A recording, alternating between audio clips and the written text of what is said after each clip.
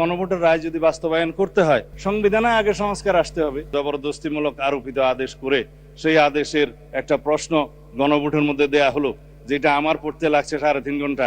জনগণ সেটা পড়ে হ্যাঁ এবং না দিয়েছে কিনা আমি জানি না। তবে 4টা ভোট, 4টা প্রশ্ন, সেই প্রশ্নের মধ্যে একটা অ্যান্সার দিতে বলা হয়েছে, আইদার হ্যাঁ অথবা না বলুন। কিন্তু 4টা ভোটে তো 4টা প্রশ্ন থাকা উচিত ছিল যে আমরা কোন কোন প্রশ্নে হ্যাঁ বলবো, কোন কোন প্রশ্নে না বলবো, সেই অপশনও ছিল না। আমি সেই লম্বা বাহাসে যাচ্ছি না। তারপরও গণভোটের রায় যদি বাস্তবায়ন করতে হয়, সেই গণভোট এই আইন অনুসারে, সেই রায় অনুসারে সংবিধানে আগে সংস্কার আসতে হবে, সংবিধানের সংশোধন আসতে হবে।